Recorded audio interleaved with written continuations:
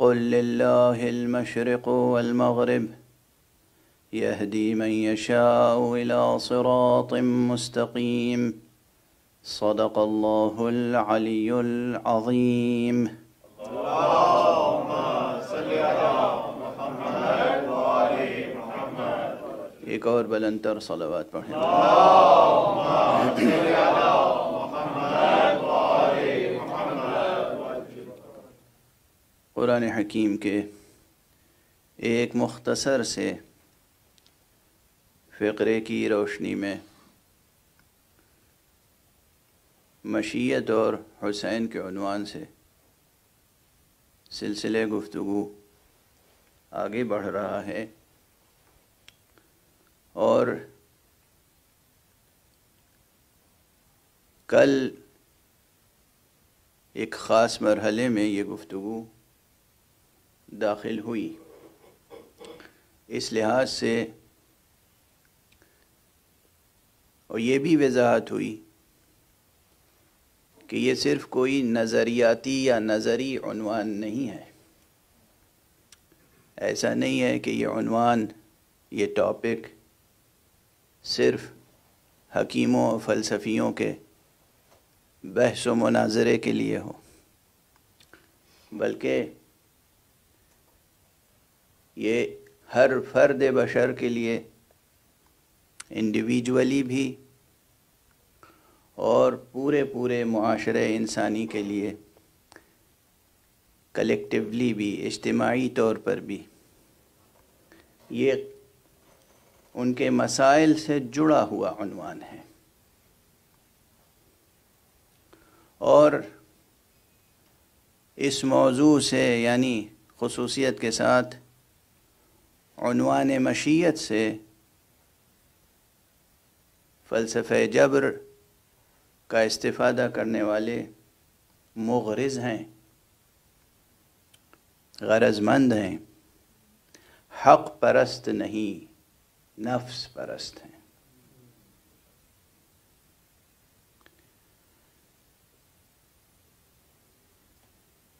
کل جس آیت کریمہ کا حوالہ میں نے دیا تھا سورہ مبارک آل عمران سے، اور بار بار آپ کے سامنے گزارش کی کہ مشیت کے کلمے کو قرآن مجید میں، جوں کہ مشیت کا لفظ تو نہیں ہے، لیکن اس کے مادے سے مشتق کلمات بہت آئے ہیں، سینکڑوں آیتیں میرے پیش نظر ہیں، مگر ظاہر وقت محدود ہوتا ہے، اور میرا مزاج یہ نہیں ہے کہ صرف آیتیں سنا کر یا دہرا کر آگے بڑھ جاؤں، بلکہ وہ کلیدی مطالب آپ کے سپرد کر کے آگے بڑھوں جس سے آیات خود بخود روشن ہو جائیں.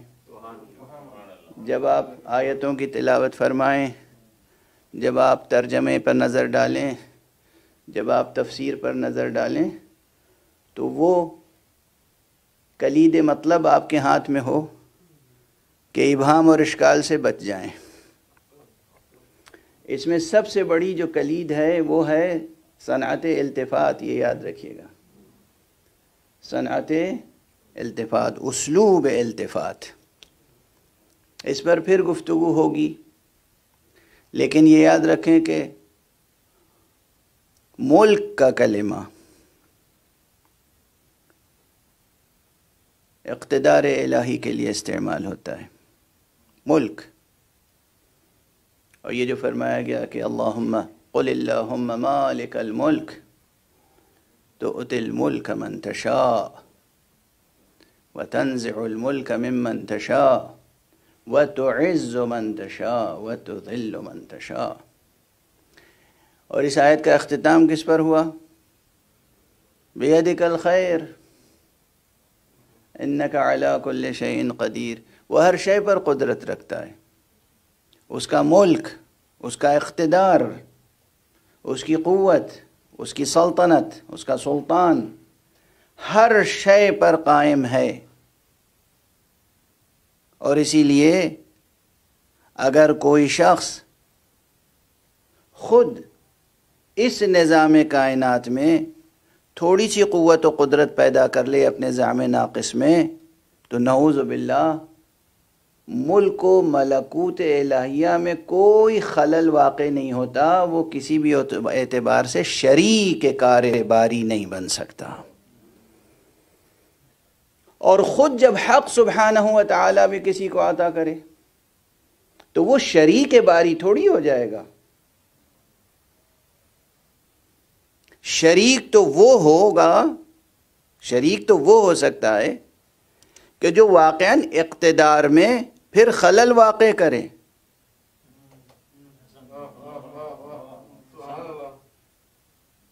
شریک تو وہ ہے، لیکن اس کی قدرت، اس کا اقتدار، اس کا ملک اتنا عظیم ہے کہ وہ خود بھی جب کسی کو اقتدار دیتا ہے تو وہ اس کے اقتدار اعلیٰ کے تحت ہوتا ہے۔ حق سبحانہ و تعالیٰ کے اقتدار میں کوئی کمی نہیں آتی، ایک ذرہ برابر کمی نہیں آتی۔ وہ محمد مصطفیٰ صلی اللہ علیہ وآلہ وسلم کو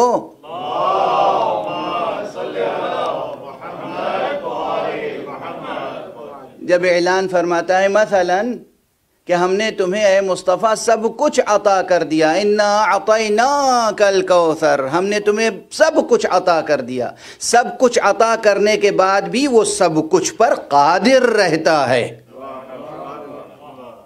ایسا نہیں کہ عطا کر دیا تو اب اس کا اقتدار ختم ہو گیا، اس کا اقتدار محدود ہو گیا، کچھ چیز اس کے اقتدار سے نکل گئی، اب وہ اس کے اقتدار میں نہیں ہے۔ ایسا نہیں ہے، مصطفیٰ بھی اس کے اقتدار میں ہیں، اور مصطفیٰ کو جو کچھ دیا وہ بھی اس کے اقتدار میں۔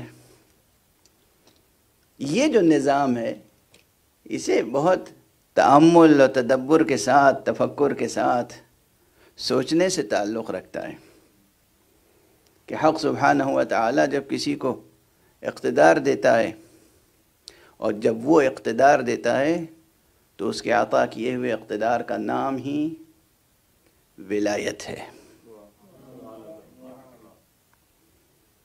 وہ جب کسی کو اقتدار دیتا ہے تو اس کا نام ہے ولایت۔ بار بار میں آپ حضرات کے سامنے گزارش کر چکا ہوں، اور یہ چیز ہر فرد مسلم کے ذہن میں راسخ ہو جانی چاہیے۔ پھر عرض کروں درد مندی کے ساتھ، یعنی آپ سوچئے کہ مطالب جو ہیں جب بیان کر دیجئے تو لوگ سمجھتے ہیں یہ تو سامنے کی بات ہے، کون سی بڑی بات ہے، لیکن جب تک وہ بات بیان نہ کیجئے تو لوگوں کی سمجھ میں نہیں آتی۔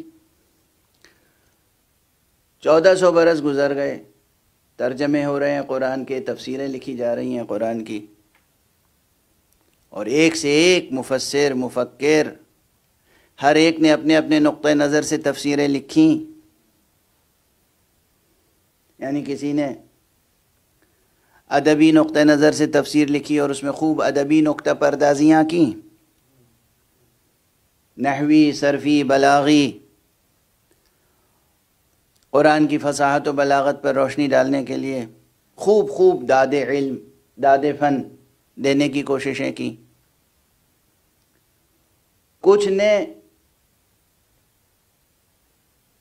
فکری عنوان سے، فلسفیانہ اور حکیمانہ عنوان سے قرآن مجید کی تفسیریں کی، اور اس میں فلسفیانہ مسائل کو بار بار یا کلامی مسائل کو، علم کلام کو بار بار پیش کیا۔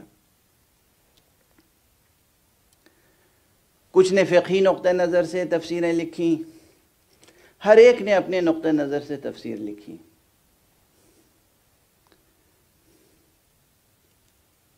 اور 20ویں صدی میں قدم رکھنے کے بعد مرحوم مولانا سید ابوالعلاء مودودی نے تفسیر اردو میں بہت یادگار تفسیر لکھی، جس کا عربی میں بھی ترجمہ ہوا ہے اور انگریزی میں بھی ترجمہ ہوا ہے، مختلف زبانوں میں ترجمہ ہوا ہے۔ اور اس میں انہوں نے تفسیر کے شروع میں ایک مقدمہ قائم کیا، اور اس میں سوال قائم کیا کہ قرآن مجید اگر کوئی کتاب ہے تو بحیثیت کتاب اس کا کوئی ایک موضوع ہوگا، سوال یہ پیدا ہوتا ہے کہ وہ موضوع کیا ہے. یعنی 1400 برس کے بعد، اور فرما رہے ہیں آپ ذرا اس فہم قرآن کی اس رفتار اور اس مسافت پر نظر ہے آپ کی. قرآن نازل ہوا، اس نے ایک ملت کی تعمیر کی، ایک عالم کو تسخیر کیا.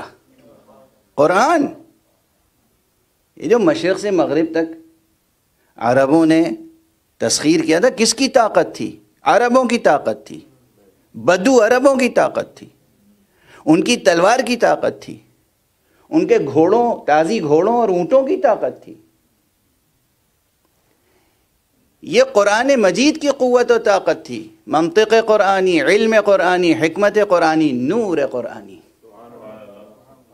نور قرآن تھا اور اخلاص مصطفیٰ تھا. نور قرآن تھا اور نور دل محمد مصطفیٰ صلی اللہ علیہ وآلہ وسلم تھا.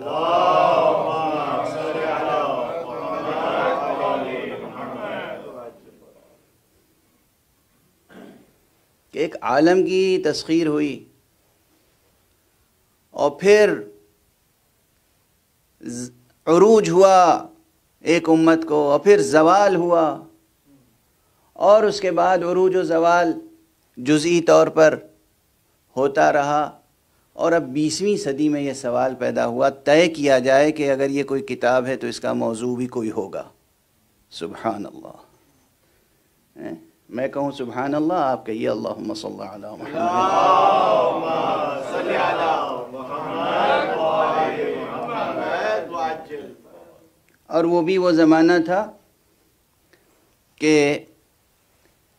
جب ویسٹرن ورلڈ میں، ویسٹرن فلسفی میں بطور خاص ایگزسٹنشلزم کا دورہ تھا. اور جو ایگزسٹنشلزم ہے، اس کا ترجمہ اردو والے وجودیت کرتے ہیں، اور پھر اردو میں سوچنے والے وجودیت سے ایگزسٹنشلزم کی طرف آنے کے بجائے کبھی کبھی آنٹولوجی تک پہنچ جاتے ہیں. تو بھئی وہ آنٹولوجی الگ ہے، علم الوجود، اور یہ ایگزسٹنشلزم الگ ہے. اس ایگزسٹنشلزم میں انسان کو مرکزی حیثیت بہت دی گئی ہے، اور یہ پورا کا پورا جو ایگزسٹنشلزم ہے، اس میں ایسا نہیں ہے کہ سب ملحد ہی ہوں. یہ عجیب و غریب بہت بڑی دنیا ہے. اس میں موحد بھی ہے اور ملحد بھی. مختلف رجحانات کے لوگ اس ایک عنوان کے تحت آتے ہیں. اب ظاہر ہے کہ میرا موضوع ہے گفتگو ایگزسٹنشلزم تو ہے نہیں، وجودیت تو ہے نہیں، تو بس ایک اشارہ ہے. آپ حضرات جو دلچسپی رکھتے ہوں گے، طلبہ اور دانشجو حضرات، وہ جستجو فرمائیں گے. تو اس میں موحد بھی ہیں، بلیورز بھی ہیں، اور وہ بھی ہیں کہ جو ملحد ہیں. لیکن ان سب کے ہاں انسانی وجود، انسان کی حقیقت اور حیثیت مرکزی حیثیت رکھتی ہے. تو چونکہ پوری دنیا میں اس وقت یہ نظریہ پھیل رہا تھا، تو یقیناً اس سے متاثر ہو کر انہوں نے بھی سوال قائم کیا اور جواب دیا کہ قرآن مجید کا موضوع انسان ہے. جب میں نے پہلی ہی بار تفہیم القرآن کا مطالعہ کیا اور دیکھا کہ انہوں نے لکھا ہے کہ قرآن مجید کا موضوع انسان ہے از اول تا آخر، تو مجھے واقعاً صدمہ ہوا، اس لیے کہ میری نگاہوں میں وہ نور تھا جو علوم اہل بیت مصطفیٰ سے آیا تھا.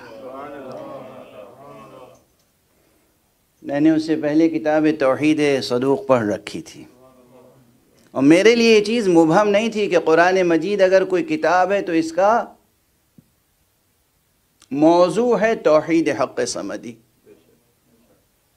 از اول تا آخر قرآن مجید کا موضوع توحید ہے. توحید، اول توحید، آخر توحید. هو الاول، هو الآخر، هو الظاہر، هو الباطن. بسم اللہ الرحمن الرحیم سے لے کر اور والناس تک پورے قرآن مجید کا موضوع، بنیادی، محوری، اصلی، اساسی توحید حق صمدی ہے۔ اسی ایک حقیقت کی روشنی میں زندگی کے ہر مسئلے کو قرآن مجید نے حل کیا ہے، کائنات کے ہر مسئلے کو قرآن مجید نے حل کیا ہے، انفرادی زندگی کے مسائل سے لے کر، عائلی زندگی کے مسائل سے لے کر اور اجتماعی زندگی کے مسائل تک ہر مسئلے کو قرآن مجید نے ایک ہی حقیقت کی روشنی میں حل کیا ہے۔ وہ حقیقت ہے حقیقت توحید، توحید صمدی، توحید حق۔ بات جب بیان کر دیجئے تو بالکل سامنے کی معلوم ہوتی ہے، لیکن بہرحال مولانا مودودی کی تفہیم القرآن تک تو سامنے کی نہیں تھی۔ وہ تو یہی فرما گئے اور لکھ گئے کہ قرآن مجید کا بنیادی موضوع انسان ہے۔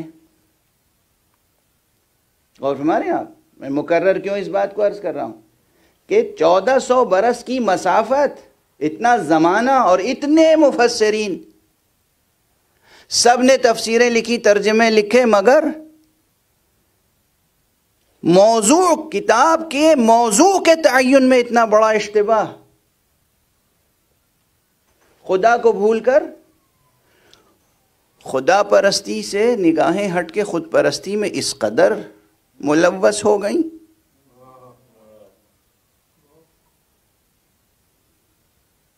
انسان عزیز ہے، انسان عظیم ہے، انسان کو اللہ نے شرافت، کرامت، عزت، عظمت بخشی ہے، لیکن قرآن مجید کا اصل موضوع از اول تا آخر توحید حق صمدی ہے۔ تو یہ بات میں بار بار عرض کرتا رہا ہوں، اس وقت پھر عرض کر دیا آپ کے سامنے۔ اسی طرح یہ بات ہر ذہن میں بیٹھ ہر مسلمان کے ذہن میں بیٹھ جانی چاہیے۔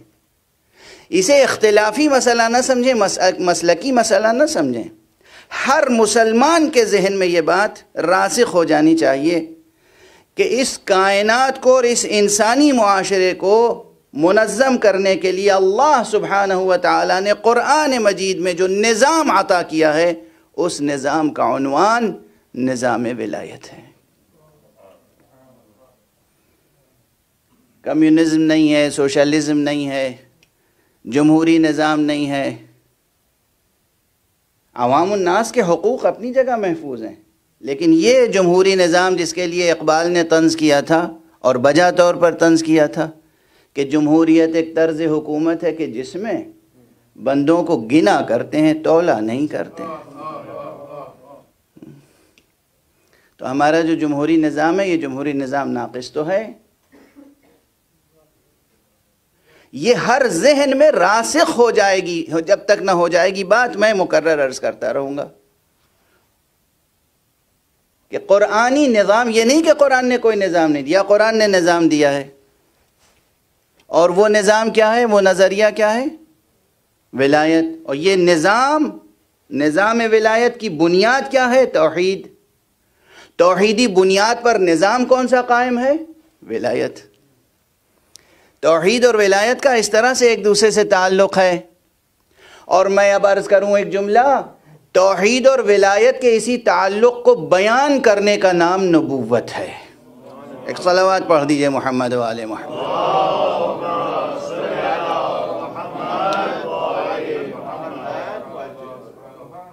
توحید اور ولایت کے اسی ربط اور رشتے کو بیان کرنے کا نام رسالت ہے۔ رسالت رسالت رسالت رسالت کا کیا؟ اب لوگ کہیں گے دیکھیے غلو کر گئے، غلو کر گئے۔ کیسا غلو؟ انبیاء کے آنے اور مرسلین کے تشریف لانے کا مقصد کیا تھا؟ غرض و غایت کیا ہے؟ کیا غرض و غایت ہے؟ تاکہ انسانی معاشرہ منظم ہو، اللہ سبحانہ و تعالیٰ کے بتائے ہوئے قوانین کے مطابق منظم ہو۔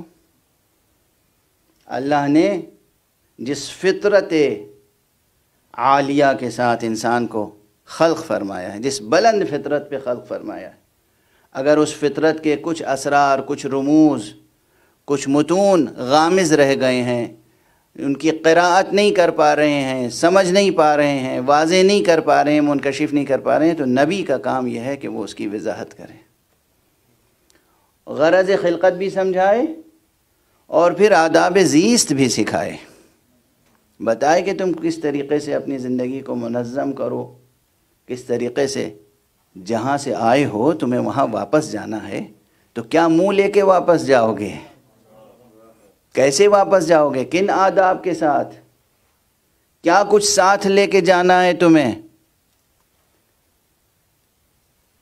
تو غرض بعثت انبیاء کیا ہے کہ انسان کو انسانی طرز زندگی، الہی طرز زندگی، اسے تعلیم فرمائے، انسان کو منظم ہو کر تمام اہداف و مقاصد الہیہ کی تکمیل کے آداب اور اسلوب سکھائے، طریقہ کار سکھائے۔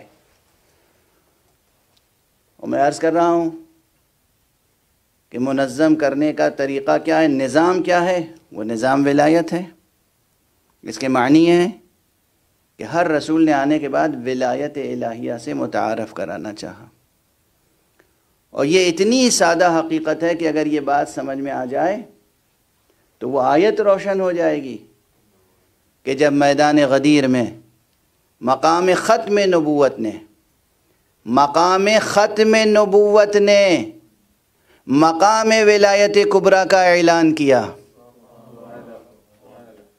جب مقام ختم نبوت نے مقام ولایت کبریٰ کا اعلان کیا تو پھر کون سی سند آئی، اور اس اعلان سے پہلے مأموریت کے لیے کون سی آیت آئی تھی؟ یا ایھا الرسول بلغ، یا ایھا الرسول بلغ ما انزل الیک من ربک وان لم تفعل فما بلغت رسالتہ۔ پورا دین پہنچا چکے ہیں لیکن ولایت کا تعارف نہیں کرایا ہے، تو یہ اسلوب کہ اگر یہ نہیں پہنچایا تو گویا رسالت نہیں پہنچائی۔ اب اگر یہ آیت سامنے ہو تو اس فقیر کا یہ جملہ کیا مبالغہ آمیز جملہ ہے کہ رسالت نام ہی ہے توحید اور ولایت کے رشتے کے اعلان کا۔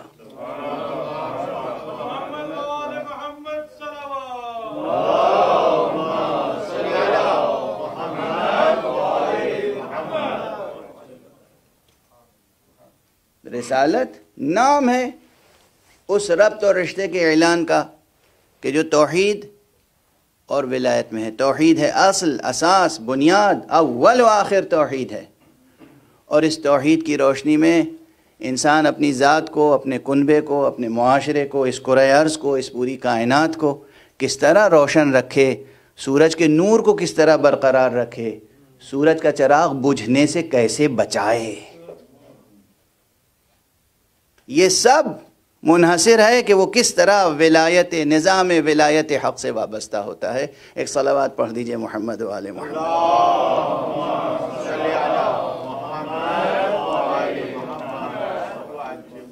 ہاں، میں نے ابھی ایک جملہ آپ کے سامنے عرض کیا کہ غدیر نام ہے مقام ختم نبوت کے، مقام ولایت کبریٰ کے اعلان کا۔ بار بار افسوس یہ ہے کہ مسلمانوں کے درمیان سے مسئلہ ختم نبوت اٹھتا ہے، اس لیے کچھ اس پر بھی گفتگو کر کے آگے بڑھوں۔ بار بار، اور ابھی مجھے بہت صدمہ ہوا، افسوس ہوا، ایک صاحب جن کی فکر سے میں مطمئن تو نہیں تھا لیکن اتنا بھی غیر مطمئن نہیں تھا، ان کا بیان آیا ہے، ان کو بہت دانشور و مفکر اور عالم اور دین شناس اور اسلام شناس کے عنوان سے سمجھا جاتا تھا، اور ہمارے جوان برابر آ کر ان کی باتیں نقل کرتے تھے۔ اب معلوم ہوا کہ انہوں نے حقیقت ختم نبوت کے تعلق سے کچھ ایسی بات کہی ہے جو بہرحال درست نہیں ہے۔ میں تو خیر، میں نے عرض کیا نا کہ میں ان سے بہت مطمئن نہیں تھا، بہت نامطمئن بھی نہیں تھا، لیکن اتنا نامطمئن نہیں تھا، ان سے یہ توقع نہیں تھی کہ وہ مقام ختم نبوت کے تعلق سے ایسے بیانات دیں گے۔ بہرحال خدا ان کی ہدایت فرمائے۔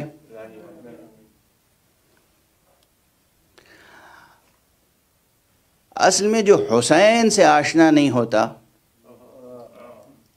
وہ نبوت اور ختم نبوت پر یقین پیدا نہیں کر سکتا۔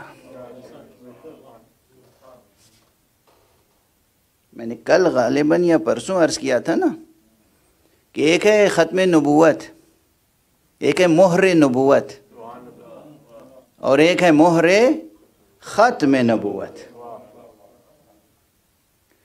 یہ ہے تو خطیبانہ تعبیر، مگر یہ بس نری خطیبانہ تعبیر نہیں ہے، یہ بڑی اسلامی اور ایمانی اور دینی اور حکیمانہ حقیقت پر مبنی ہے۔ اب اس جملے کو ذہن میں رکھیے گا اور اس تھوڑی سی تفصیل پر توجہ کر لیجئے گا۔ ختم نبوت کے فلسفے پر بعض مفکرین نے بہت دراز نفسی سے کام لیا ہے اور بہت لمبی لمبی پیچیدہ بحثیں کی ہیں کہ آخر ختم نبوت مصطفیٰ صلی اللہ علیہ وآلہ وسلم پر کیوں ہو گئی۔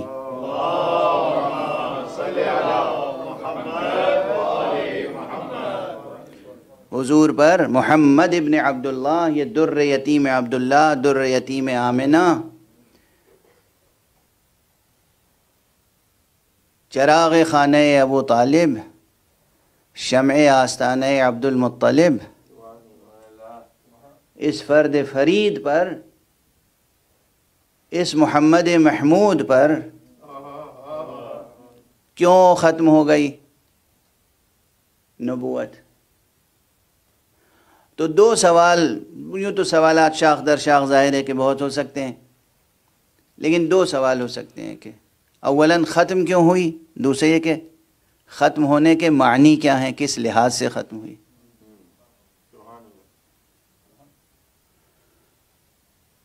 بس میں دونوں مطالب کو جمع کر کے آج آپ کے سامنے گزارش کروں، اور اپنے انداز میں اگر کہوں تو پہلے تو ایک چھوٹا سا جملہ کہہ رہا ہوں، اگر یہی بات، یہ چھوٹا سا جملہ اگر آپ کی ذہانتیں اسے قبول فرما لیں تو سب جواب اسی میں ہے۔ بھئی ذات گرامی محمد مصطفیٰ صلی اللہ علیہ وآلہ وسلم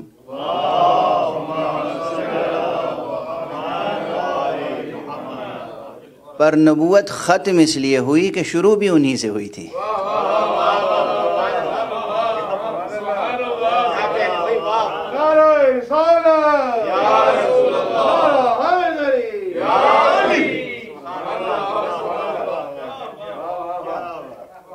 ان پر ختم اس لیے ہوئی کہ انہی سے شروع ہوئی تھی۔ پروردگار آپ کی ذہانتوں کو سلامت رکھے۔ آج آپ کوئی بچہ مجھ سے کہے کہ مجھے سمجھائیے اس کے معنی کیا ہیں، کہ انہی سے شروع ہوئی تھی تو انہی پہ ختم ہوئی، کیسے سمجھ میں آئے گا؟ اب بچے کو سمجھانے کے لیے میں کیا کروں؟ میں تو قرآنی سے بھیک مانگوں گا اسلوب کلام کے لیے بھی۔ تو قرآن مجید نے حقیقتوں کو سمجھانے کے لیے طرح طرح کی ترکیبیں، طرح طرح کے جملے، طرح طرح کی مثالیں اور تشبیہیں سکھائی ہیں۔ اللہ نے فرمایا وَيَضْرِبُ اللَّهُ الْأَمْثَالَ لِلنَّاسِ لَعَلَّهُمْ يَتَذَكَّرُونَ، اللہ تو لوگوں کے لیے مثالیں دیتا ہے تاکہ وہ باتوں کو سمجھ سکیں۔ تو مثال اللہ نے ایک مقام پر شجرے کی دی ہے، شجرے کی مثال دی ہے۔ شجرے کی مثال بہت جگہوں پہ کام آتی ہے۔ حق سبحانہ وتعالی نے کیا فرمایا سورہ مبارکہ ابراہیم میں؟ أَلَمْ تَرَ كَيْفَ ضَرَبَ اللَّهُ مَثَلًا كَلِمَةً طَيِّبَةً كَشَجَرَةٍ طَيِّبَةٍ أَصْلُهَا ثَابِتٌ وَفَرْعُهَا فِي السَّمَاءِ تُؤْتِي أُكُلَهَا كُلَّ حِينٍ بِإِذْنِ رَبِّهَا وَيَضْرِبُ اللَّهُ الْأَمْثَالَ لِلنَّاسِ لَعَلَّهُمْ يَتَذَكَّرُونَ۔ کیا تم نے غور نہیں کیا، سوچا نہیں کہ اللہ نے کلمہ طیبہ کی مثال شجر طیبہ سے دی ہے، اور وہ شجر طیبہ کے جس کی جڑیں قائم ہیں اور اس کی شاخیں آسمانوں میں بلند ہیں، اور وہ ہمیشہ پھل دیتا رہتا ہے اپنے پروردگار کے اذن سے۔ اب یہاں سے میں شجرے کی تشبیہ مستعار لیتا ہوں۔ اور جب کوئی بھی بچہ یا بچکانہ ذہن رکھنے والا پوچھے گا کہ اس کے کیا معنی ہے کہ ختم ہوئی نبوت ان پر اس لیے کہ انہی سے تو شروع بھی ہوئی تھی، تو میں پوچھوں گا درخت کس سے شروع ہوتا ہے؟ کہاں سے شروع ہوتا ہے؟ کسی درخت کا آغاز کہاں سے ہوتا ہے؟ ایک چھوٹا سا بیج وہاں سے شروع ہوتا ہے۔ یہ بیج، اس میں سے اخوا پھوٹتا ہے اور پھر وہ بلند ہوتا ہے اور پھر تنا بنتا ہے اور شاخیں پیدا ہوتی ہیں اور پتیاں آتی ہیں، پھر اس میں کلیاں آتی ہیں، پھر پھول آتے ہیں، پھر پھل آتا ہے، اور پھل جب اپنے انجام تک پہنچتا ہے تو پھر وہ بیج پیدا ہوتا ہے۔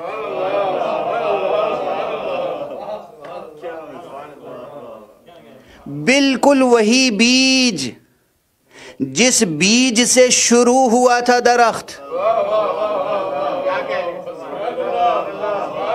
اس درخت کا آخری عطیہ وہی بیج ہوتا ہے۔ اگر یہ تشبیہ ہے، اگر یہ تشبیہ سمجھ میں آ جائے تو میرا جملہ سمجھ میں آئے گا۔ محمد مصطفیٰ پر ختم نبوت اس لیے ہوئی کہ انہی سے تو شروع بھی ہوئی تھی۔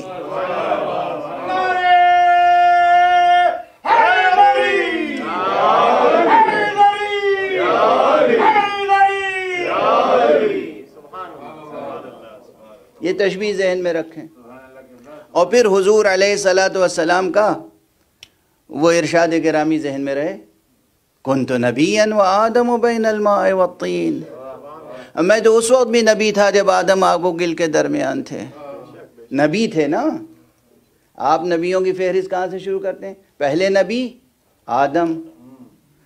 دینیات کی کتابوں میں اور علم کلام کی کتابوں میں پہلے نبی آدم، اور رسول اللہ کیا فرما رہے ہیں؟ میں نبی تھا اس وقت جب آدم آب و گل کے درمیان تھے۔ تو ہم یہ علم کلام کی کتاب لکھنے والوں کی بات تسلیم کریں یا مصطفیٰ صلی اللہ علیہ وآلہ وسلم کا ارشاد؟ وہ فرمان میں اس وقت بھی نبی تھا، وہ نبی تھے، وہ نبی رہے، وہ نبی ہیں، اور قیامت تک وہی نبی رہیں گے۔ نبوت ان کی ذات میں منحصر ہے، تو جیسے وحدت خالق کی حیثیت سے، معبود کی حیثیت سے، رازق کی حیثیت سے، مبدأ کی حیثیت سے اللہ سبحانہ و تعالیٰ کی ذات میں منحصر ہے، تو وہ اول بھی ہے، وہ آخر بھی ہے، وہ ظاہر بھی ہے، وہ باطن بھی ہے۔ اسی طرح یہ حقیقت نبوت ذات محمد مصطفیٰ میں منحصر ہے، تو عالم نبوت میں یہی اول بھی ہیں، یہی آخر بھی ہیں، یہی ظاہر بھی ہیں، یہی باطن بھی ہیں۔ نعرہ تکبیر، اللہ اکبر، نعرہ رسالت، یا رسول اللہ، نعرہ حیدری، نعرہ مشنود محمد و آل محمد باز بلند صلوات، اللہم صلی علی محمد و آل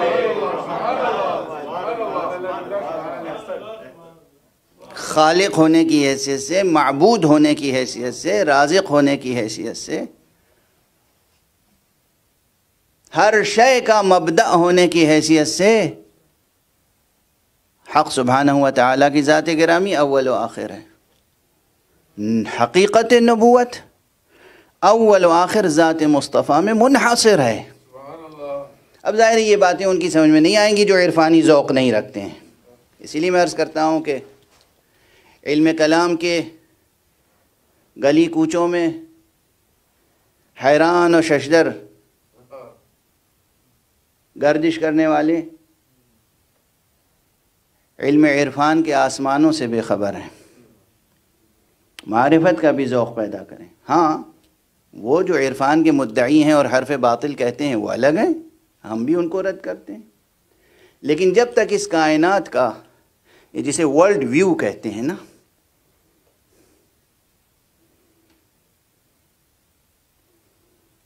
کائنات کی معرفت کا علم، یہ جب تک مادی شرائط میں منحصر رہے گا، حدود و قیود میں، بات نہیں سمجھ میں آئے گی، بہت سی باتیں نہیں سمجھ میں آئیں گی، لیکن اگر افق نگاہ بلند ہو جائے تو باتیں سمجھ میں آئیں گی۔ تو بہرحال ایک جملہ تو یہ ذہن میں رکھیں کہ ختم نبوت ختم ہوئی۔ ختم کے معنی صرف مہر کے نہ لیں خدا را، وہ ایک استعاراتی بیان ہے، اسی لیے کہ واقعاً نبوت ان پہ تمام ہو گئی. صرف زینت کے لیے انہیں ختم نہیں کہا گیا، ہر اعتبار سے نبوت مصطفیٰ پہ تمام ہے، ہر اعتبار سے. کسی اعتبار سے ان کے بعد کسی قسم کی نبوت نہیں ہے. اور ایک رخ سے اور غور کر لیجئے. اب میں خود اس سوال کو، یہ تو میں نے اپنا عقیدہ واضح کر دیا، کوئی کسی اعتبار سے کسی بھی جہت سے عقیدہ خود ختم نبوت میں خلل اور خدشہ پیدا نہیں کر سکتا. حقیقت نبوت منحصر ہے ذات گرامی مصطفیٰ صلی اللہ علیہ وآلہ وسلم میں.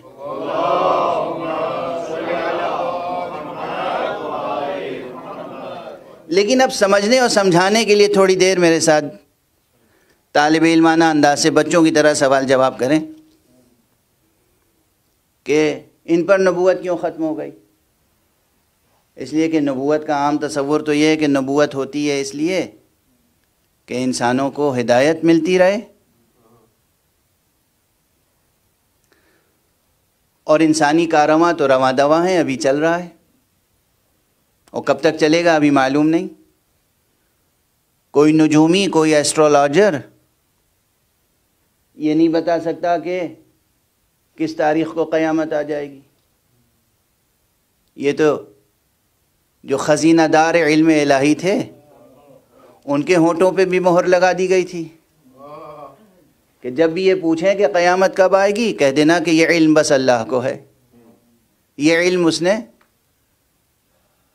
چھپا رکھا ہے کہ قیامت کب آئے گی. تو پتہ نہیں کب تک کارواں انسانی رواں دواں رہے گا. اور جب کارواں انسانی رواں دواں ہے اور رواں دواں رہے گا تو اس کارواں انسانی کو ہدایت کی ضرورت ہے. اور جب ہدایت کی ضرورت ہے تو پھر نبوت بند کیوں ہو گئی، ختم کیوں ہو گئی، یہ سلسلہ منقطع کیوں کر دیا گیا؟ تو اصل یہ ایک اساسی بنیادی بڑا سوال ہے. ایک متفکر نے، میں اسے متفکر کہتا ہوں، مفکر نہیں کہتا اردو کے اعتبار سے، حالانکہ اسے بہت بڑا مفکر سمجھا جاتا ہے، انہوں نے اعلان کر دیا کہ ختم نبوت کے معنی یہ ہیں کہ اب انسان کو الہی آسمانی ہدایت کی ضرورت نہیں رہ گئی. یعنی جتنی ضرورت تھی وہ پوری کر دی گئی. اب محمد مصطفیٰ صلی اللہ علیہ وآلہ وسلم کی بعثت کے بعد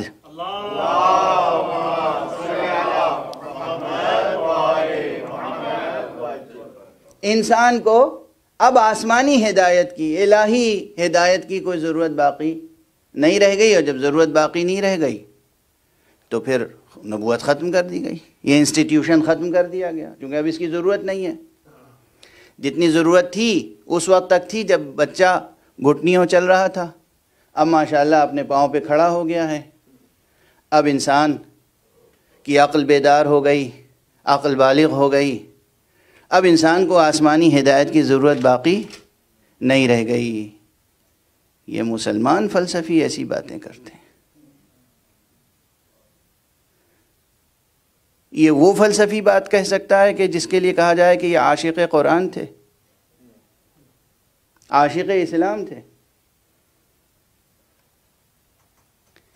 یہ تو کھلی ہوئی دعوت ہے کہ بس اب دین و مذہب کو جزدان میں بند کر کے رکھ دیجئے، اب آپ کو ضرورت نہیں ہے آسمانی ہدایت کی. اور اگر یہ شخص، ابھی اس وقت میں فکری و فلسفیانہ جواب عرض نہیں کر رہا ہوں، اور اگر موقع ملا تو عرض کر دوں گا، لیکن سب سے پہلے اگر یہ شخص مسلمان ہے تو میں دست ادب جوڑ کے عرض کرتا ہوں کہ نماز کو آپ فرض سمجھتے ہیں یا نہیں، اور نماز آپ پڑھتے ہیں یا نہیں. نماز پڑھتے ہیں تو اس میں سورہ حمد پڑھتے ہیں یا نہیں، اور اگر آپ سورہ حمد پڑھتے ہیں تو اس میں اللہ کی طرف سے اور نبی کی طرف سے یہ ہدایت ہے کہ آپ سورہ حمد ضرور پڑھیں، اور اس میں یہ دعا ہے اہدنا الصراط المستقیم، اے پروردگار ہمیں صراط مستقیم کی ہدایت فرما. اگر مصطفیٰ صلی اللہ علیہ وآلہ وسلم کی بعثت کے بعد انسان کو الہی ہدایت کی ضرورت نہیں ہے تو روزانہ نماز میں 5 مرتبہ یہ اللہ ہی سے کیوں گزارش کی جا رہی ہے کہ ہمیں ہدایت فرما؟ واضح ہے؟ تو یہ تو دینی، مذہبی اور قرآنی جواب ہے کہ آپ کو سکھایا گیا کہ آپ نماز میں یہ کہیں پروردگار ہدایت فرما، پروردگار ہدایت فرما۔ اب یہاں 2 ہی راہیں ہیں، یا سورہ حمد پڑھیں، اس آیت کو پڑھیں اور اپنے اس نظریے سے توبہ کریں کہ ہمیں آسمانی ہدایت کی ضرورت نہیں ہے، اب ہمیں آسمانی ہدایت کی ضرورت نہیں ہے، اور یا پھر یہ پڑھیں تو اس کا یہ ترجمہ نہ کریں کہ پروردگار ہمیں ہدایت فرما، یہ ترجمہ کریں پروردگار ہمیں ہدایت پر ثابت قدم رکھ۔ اور فرما رہے ہیں آپ؟ اب تھوڑی سی گفتگو اور آگے بڑھا لی جائے۔ میں خود سوالات قائم کر رہا ہوں۔ کاروان انسانی تو جاری و ساری ہے، اور انسان کو ہدایت کی ضرورت ہے بالوجدان۔ ہر فرد اپنی نفس کا جائزہ لے، ہمیں کتنے ملتے ہیں مختلف ادیان سے، مختلف علاقوں سے۔ یہ لباس پہن کے جب سفر کرتا ہوں، ایئرپورٹس پر، فلائٹ میں، مختلف پبلک پلیسز پر، کوئی کالا، کوئی گورا، کوئی پیلا آ جاتا ہے، کوئی چین کا ہے، کوئی افریقہ کا ہے، کوئی مشرق کا ہے، کوئی مغرب کا ہے، اور محسوس ہوتا ہے کہ اس کی روح تشنا ہے، اور وہ سوالات کرتا ہے اپنی روحانی پیاس بجھانے کے لیے۔ اکثر یہ ہوتا ہے تجربہ سفر میں، اور یوں بھی سوالات ہوتے ہیں۔ تو وجداناً ہم دیکھ رہے ہیں کہ انسان کی روح پیاسی ہے، ہم دیکھ رہے ہیں کہ انسان کو ہدایت کی ضرورت ہے۔ جب انسان کو ہدایت کی ضرورت ہے اور انسانی کارواں رواں دواں ہے، تو پھر نبوت روک کیوں دی گئی؟ ہے نا سوال معقول؟ اچھا، دوسرا سوال، بنیادی طور پر جناب عیسیٰ کی تعلیمات میں اور سرکار رسالت میں آپ کی تعلیمات میں اصول دین کے لحاظ سے کیا فرق ہے، کیا تفاوت ہے؟ انہوں نے کیا نہیں بیان کیا تھا جو انہوں نے بیان کیا؟ عام نقطہ نظر یہ ہے، ابھی عام نقطہ نظر، کہ خلاصہ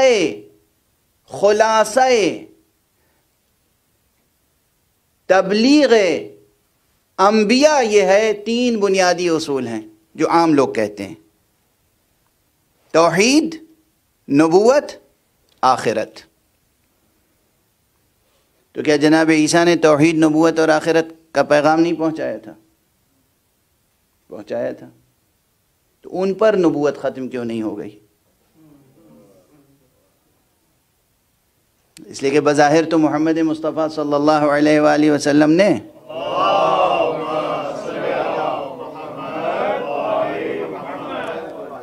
اس پر کسی چیز کا اضافہ نہیں کیا۔ جناب عیسیٰ نے بھی نبوت، توحید، نبوت اور آخرت کے اصول پیش کیے تھے، اور جناب ختمی مرتبت نے بھی صلی اللہ علیہ وآلہ وسلم وہی توحید، نبوت اور آخرت کے اصول پیش کیے۔ اور جناب عیسیٰ سے پہلے جناب موسیٰ نے کیا پیش کیا تھا؟ وہی توحید، نبوت، آخرت۔ جناب عیسیٰ سے پہلے جناب ابراہیم نے کیا پیش کیا تھا؟ وہی توحید، نبوت، آخرت۔ تو جناب ابراہیم پہ کیوں نہیں نبوت ختم ہو گئی؟ جناب نوح نے کیا پیش کیا تھا؟ اس کے علاوہ کچھ پیش کیا تھا؟ توحید، نبوت، آخرت، اصول دین کے مرحلے میں۔ خود جناب آدم توحید، اگر وہ نبی تھے اور تھے تو توحید، نبوت اور آخرت کی حقیقت تو انہوں نے بھی پیش کی، تو انہی پہ نبوت ختم کیوں نہیں ہو گئی؟ بڑھی ہی کیوں آگے؟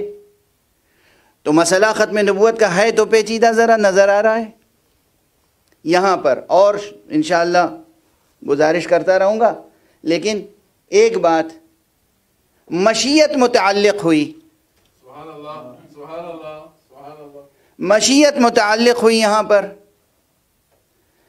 کہ یہ نبوت کا سلسلہ اتنے دنوں تک جاری رہے جتنے دنوں تک وہ کارواں سامنے آ جائے ابھر کے سبحان اللہ، جو اس پیغام نبوت کی حفاظت اس طرح کر سکے کہ کوئی اس میں تحریف نہ کرنے پائے۔ سبحان اللہ سبحان اللہ، یعنی اب میں اپنے انداز میں ایک جملہ تیزی سے کہہ دوں، چونکہ وقت گزر گیا ہے اور اب تفصیل پیش کرنے کے لیے نہ وقت ہے اور نہ میرے اندر سکت ہے، تو میں یہ عرض کر دوں کہ حقیقت اگر یہی تین ہے، نبوت، توحید، نبوت اور آخرت، توحید، نبوت اور آخرت، توحید، نبوت اور آخرت، تو ہم دیکھتے ہیں کہ آدم علیہ السلام سے لے کر اور عیسیٰ علیہ السلام تک ہر نبی نے پیش یہی کیا، مگر ہر نبی کی زندگی ہی میں یا اس کے وصال کے فوراً بعد اس کی امت میں توحید کا عقیدہ مسخ کر دیا گیا، بت پرستی شروع ہو گئی، گوسالہ پرستی شروع ہو گئی، شرک داخل ہو گیا، کفر داخل ہو گیا۔ خدا کی قسم تمام انبیاء کا آپ مطالعہ کریں، جناب موسیٰ جلیل القدر اول العزم پیغمبر، ان کی زندگی میں ان کے رہتے ہوئے 40 دنوں کے لیے وہ اپنی امت سے غیبت میں چلے گئے اور امت شرک میں اور بت پرستی میں مبتلا ہو گئی۔ واضح ہے، ہمارے پیغمبر کو مسیل موسیٰ بھی کہا جاتا ہے نا،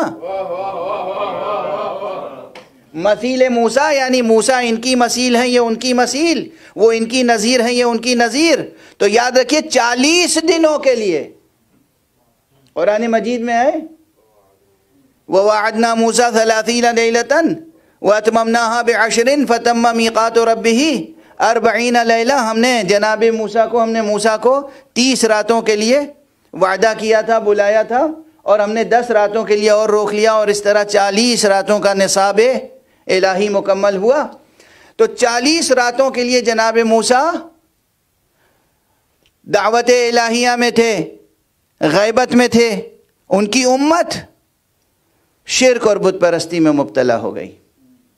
واضح ہے؟ تو اب میرا یہ جملہ قبول فرمائیے کہ آدم سے لے کر عیسیٰ تک تمام نبیوں نے توحید اور نبوت اور آخرت ہی کا نظریہ اصولی طور پر پیش کیا، یہی حقائق ایمانیہ پیش کیے، یہی عقائد پیش کیے۔ جس کو جو پسند ہو، جو عقیدہ کہنا چاہے عقیدہ کہے، جو حقیقت کہنا چاہے حقیقت کہے۔ میں اسے حقائق کہتا ہوں، عقائد کا کلمہ استعمال کرنا پسند نہیں کرتا۔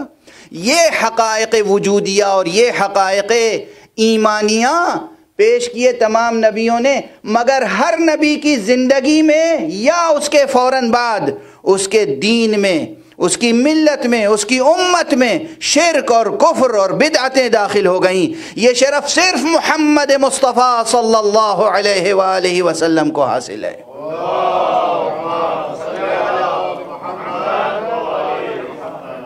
کہ آج حضور کے وصال کے بعد 1400 سال سے زیادہ کا زمانہ گزر گیا، لیکن بنیادی طور پر دین مصطفیٰ میں نہ شرک داخل ہوا، نہ کفر داخل ہوا، نہ بدعتیں اس طرح داخل ہوئیں کہ توحید کا نظریہ مسخ ہو جاتا، مٹ جاتا۔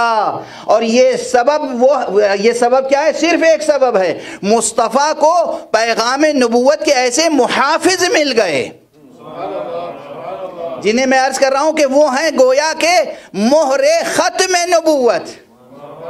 یعنی اب میں اگر سے کہہ رہا ہوں گفتگو، اگر علی جیسا، حسن جیسا، حسین جیسا کوئی محافظ عیسیٰ کو مل جاتا تو شاید انہی پہ نبوت ختم ہو جاتی، مگر یہ ممکن نہ تھا، اس لیے کہ مشیت متعلق تھی،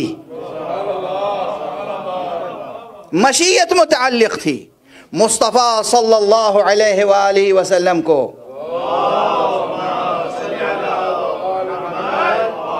وہ اہل بیت ملے، وہ محافظ ملے نبوت کے، وہ محافظ ملے توحید کے، جن کے رہتے ہوئے ممکن نہیں تھا کہ پیغام نبوت مسخ ہو جاتا۔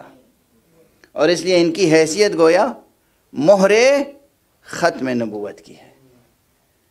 اب قیامت، خدا کی قسم قیامت تک توحید کا تصور مسخ نہیں ہو سکتا، توحید کا نظریہ تبدیل نہیں ہو سکتا۔ اس دین میں، دین حق میں توحید اور شرک اور بت پرستی داخل نہیں ہو سکتی، اور یہ صرف ریاضتیں ہیں آل محمد کی۔ ورنہ ادھر ادھر نظر ڈالیے تو بہت سے تھے کہ موقع ملتا تو نبوت کا دعویٰ کر بیٹھتے، ذات گرامی مصطفیٰ سے ایسے حسد کرنے والے موجود تھے۔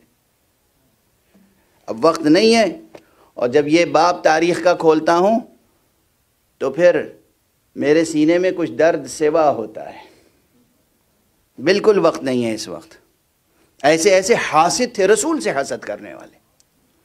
جب لوگ رسول کی اطاعت کرتے تھے خدا کی بندگی سمجھ کر، تو ایسے بھی تھے جو رسول کی اطاعت کو بندگی سمجھتے تھے، طعنہ دیتے تھے۔ تم رسول کی بندگی کرتے ہو؟ ارے اللہ نے کہا ہے کہ ان کی اطاعت میری بندگی ہے۔ اللہ نے محمد عربی صلی اللہ علیہ وآلہ وسلم کی اطاعت کو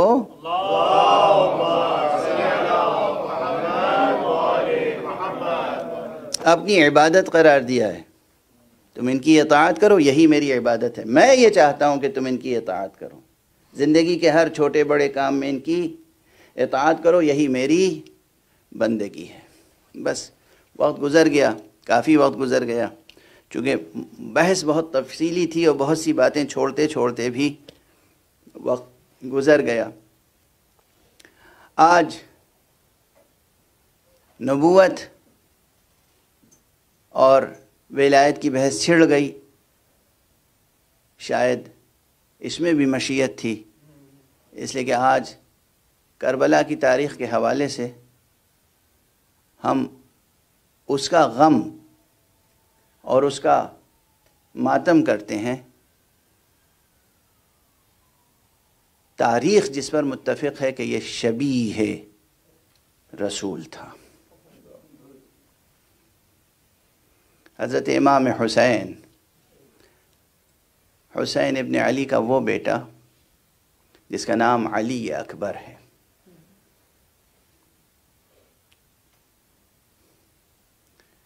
حسین تو امام ہیں، حجت خدا ہیں، سبت رسول ہیں، فرزند رسول ہیں، فرزند زہرا ہیں۔ آقا حسین کا ایک بیٹا ایسا ہے کہ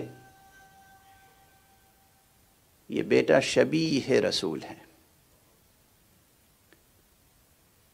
دوست دشمن سب اسے شبیہ رسول کہتے ہیں۔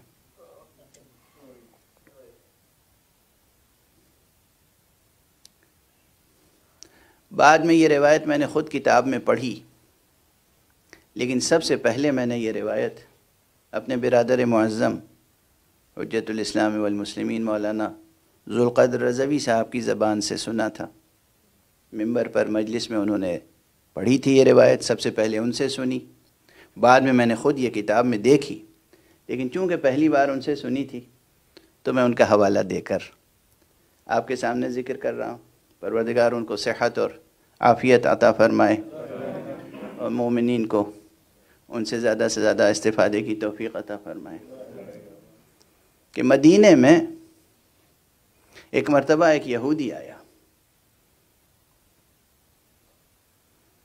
جو اپنی کتابوں کا علم رکھتا تھا، تورات اور دیگر صحف انبیاء اور تورات کی شرحیں، اور تورات کی بعض شرحیں ایسی ہیں جس میں بہت جزئیات تک وضاحت کے ساتھ بیان ہوئے ہیں۔ اور اس نے مدینے میں آ کر سیدھے مسجد میں گیا، اصحاب کا مجمع تھا، اور اصحاب سے پوچھا ایکم محمد، تم میں سے محمد کون ہے؟ اسے گویا کہ اطلاع نہیں تھی، خبر نہیں تھی کہ سرکار رسالت میں آپ کا وصال ہو چکا ہے۔ تو روایت میں یہ ہے کہ تمام اصحاب یہ سوال سنتے ہی رونے لگے، گریہ کرنے لگے، بلند آواز سے گریہ۔ حضور کی محبت تھی نا، اصحاب کے دلوں میں حضور کی محبت تھی، بے پناہ محبت تھی۔ تو ایک عرصے کے بعد، یعنی چند برسوں کے بعد بھی جب حضور کا تذکرہ ہوا اس طرح سے کہ گویا کوئی سمجھ رہا ہے کہ ابھی جناب رسالت مآب زندہ ہیں اور وہ انہیں دیکھنا چاہتا ہے، پوچھ رہا ہے تم میں سے کون ہے محمد، تو بس سب کی آنکھوں سے آنسو چھلک پڑے۔ تو اس نے کہا میں نے کیا کہہ دیا، ایسی کون سی بات کہہ دی کہ تم لوگوں کا دل دکھ گیا؟ تو سب نے کہا تم نے ہمارا درد فراق بڑھا دیا، زخم تازہ ہو گیا۔ مصطفیٰ وصال فرما چکے ہیں، انتقال فرما چکے ہیں، مصطفیٰ اس دنیا میں نہیں ہیں۔ متاثر ہوا، لوگوں نے پوچھا کیا سبب ہے؟ کہا میں تو ایمان لانا چاہتا تھا ان کی خدمت میں حاضر ہو کر، لیکن میں کچھ باتوں کی تصدیق کرنا چاہتا ہوں، کچھ باتوں کی تصدیق کرنا چاہتا ہوں، ان کے شمائل کی تصدیق کرنا چاہتا ہوں، یعنی حتیٰ کہ ان کے شمائل، شکل و شمائل حضور کا ظاہری حسن اس تک کا بیان کتابوں میں موجود ہے، انبیاء سلف کی کتابوں میں، صحیفوں میں، ان کی تفسیروں میں، ان کی تعویلوں میں۔ خلاصہ واقعہ یہ ہے کہ ایک بزرگ صحابی اٹھا اور اس نے کہا کہ آؤ چلو میں تمہیں ایسی جگہ لے جاتا ہوں جہاں تصویر پیغمبر موجود ہے۔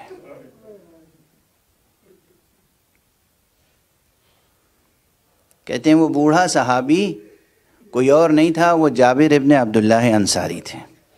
حضرت جابر ابن عبداللہ انصاری اس شخص کو لے کر کہاں گئے؟ در حسین ابن علی پر۔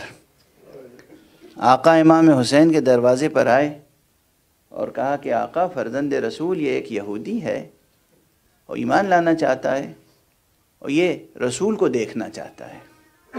غور فرمائیے کیسی روایت ہے، یہ رسول کو دیکھنا چاہتا ہے اور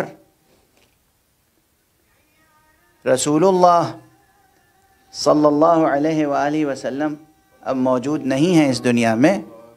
ایک بلند صلوات پڑھ دیجئے محمد۔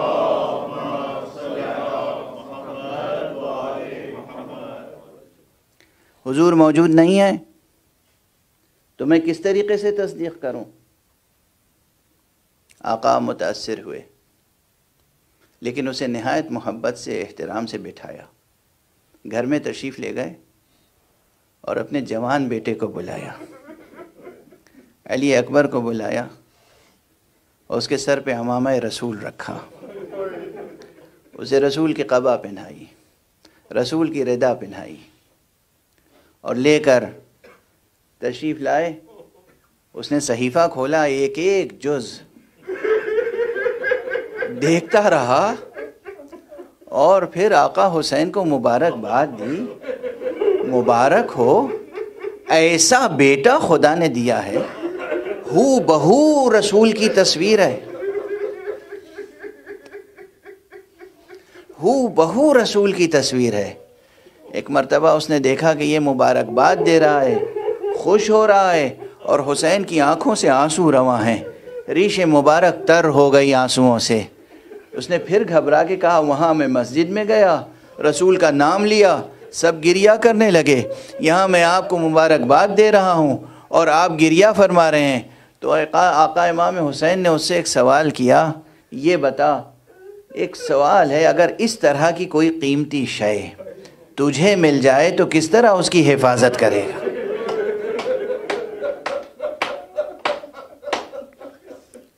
اگر تجھے ایسی کوئی قیمتی شے مل جائے، ایسا کوئی قیمتی بیٹا مل جائے، کس طرح اس کی حفاظت کرے گا؟ کہا فرزند رسول ابو عبداللہ میں 7 پردوں میں رکھوں گا، کسی کی نظر بد نہ لگ جائے، کہیں ایسا نہ ہو اسے کوئی ضرر پہنچے۔ وہ بیان کر رہا ہے، گفتگو جاری ہے، مگر آقا حسین کی آنکھوں سے آنسو رواں ہیں، ریش مبارک تر ہو گئی۔ کہا آقا بتائیں تو اس قدر گریہ کرنے کا سبب کیا ہے؟ کہا تجھے معلوم نہیں، یہی جوان بیٹا ہوگا، کربلا کا میدان ہوگا اور اس کے سینے پر ایک برچھی کا پھل ایسا لگے گا کہ یہ شہید ہوگا، زمین پر ایڑیاں رگڑ رہا ہوگا، اور میں جب پہنچوں گا تو پھر عجب عالم ہوگا، اور اس کے بعد جب میں بھی شہید ہو جاؤں گا تو اس بیٹے کو گھوڑوں کی ٹاپوں سے پامال کیا جائے۔